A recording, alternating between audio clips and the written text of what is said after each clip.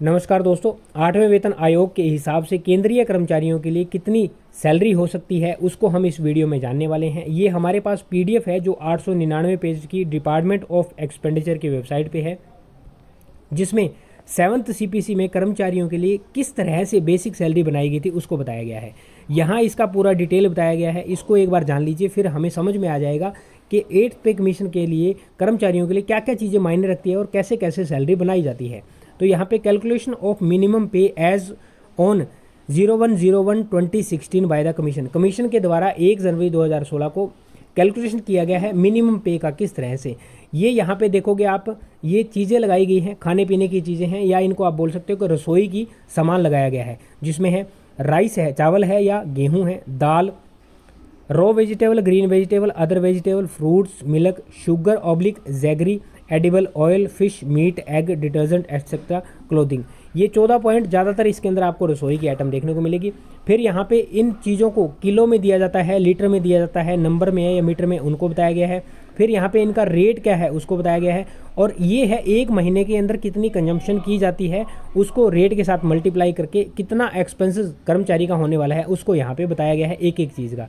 एक चीज़ यहाँ पे देखोगे आप, यहाँ पे 3 PCU लिखा गया है। 7th पे कमीशन के अंदर जो फैमिली थी उसके अंदर एक पर्सन को 1 यूनिट काउंट किया गया था, और पूरी फैमिली के अंदर 3 यूनिट काउंट किए गए थे। उसमें एक जो पर्सन जॉब कर रहा है और 2 उसके बच्चे।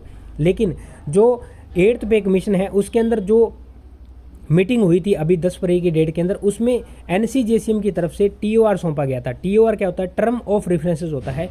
ये चीज़ ये होती है कि जो स्टाफ साइड की मीटिंग होती है, स्टाफ साइड की तरफ से गवर्नमेंट को सुझाव दिया जाता है या रेफरेंस दिया जाता है कि हमारे कर्मचारियों के लिए ये ज़रूरत है, कर्मचारियों की ये मांगे हैं और इनके ऊपर आपको अमल में लाना चाहिए। गवर्नमेंट चाहे तो उन चीज़ों पे अमल कर सकती है, गवर्नमेंट चाहे तो उन चीज़ों को डिनाई भी कर सकती है, लेकिन जो स्टाफ साइड की तरफ से मीटिंग होती है उसके अंदर ये टर्म ऑफ रेफरेंसेस दिया जाता है। तो उस टर्म ऑफ रेफरेंसेस के अंदर ना अभी फैमिली के अंदर 5 यूनिट बताए गए हैं। उन 5 यूनिट के अंदर कौन कौन है? एक जो पर्सन जॉब कर रहा है, 2 बच्चे और 2 उनके पेरेंट्स, माता पिता हो गए, 5 यूनिट बता दिए।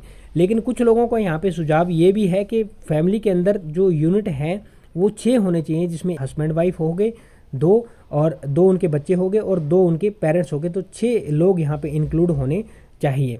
लेकिन यहाँ पे ये भी बताया जा रहा है कि ओवरलैपिंग से बचने के लिए 5 यूनिट फैमिली के लिए बताए जा रहे हैं। तो यदि यहाँ पे 5 यूनिट फैमिली के हो जाते हैं तो ये चीज़ वैसे ही बढ़ जाएगी। फिर यहाँ पे आप देखोगे ना, जो रेट है ये रेट 2016 का है, लेकिन वर्तमान के रेट की बात करें तो रेट बढ़ चुका है। तो यहाँ पे बढ़े हुए रेट कर्मचारियों के लिए काउंट किए जाएंगे, तो जो एक्सपेंसेस है बढ़ जाएंगे और सैलरी के अंदर इजाफा हो जाएगा। यहाँ पे रेट देखो, मिल्क का रेट 37 रुपये और 74 पैसे लगाया गया है, और वर्तमान में यदि हम बात करें तो मिल्क आपको मिलता है लगभग 65 से लेके और 70 रुपये प्रति लीटर के हिसाब से मिलता है। फिर यहाँ पे आपको शुगर देखने को मिलेगा, जिसके अंदर भी रेट बढ़ा हुआ मिलेगा।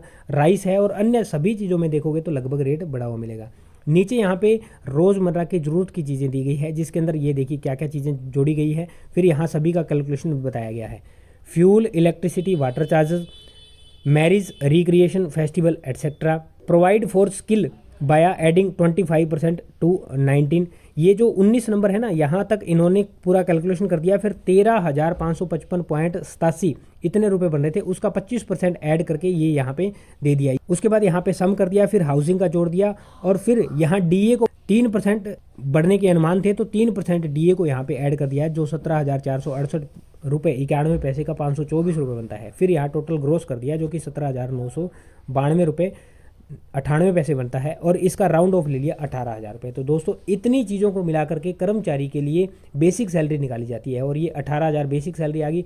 अब इसके ऊपर अलाउंस भत्ते लगने वाले हैं, जिसके अंदर DA, TA, HRA और रिस्क अलाउंस और भी अन्य कई सारे अलाउंस होते हैं जो यहाँ पे कर्मचारी को मिलते हैं। तो दोस्तों ये सैलरी इस तरह से निकाली गई है। आप किस लेवल में जॉब करते हैं कमेंट सेक्शन में कमेंट करके अपनी राय जरूर दें। कर्मचारियों के लिए क्या फिटमेंट फैक्टर रहना चाहिए, कमेंट सेक्शन में अपना सुझाव दें।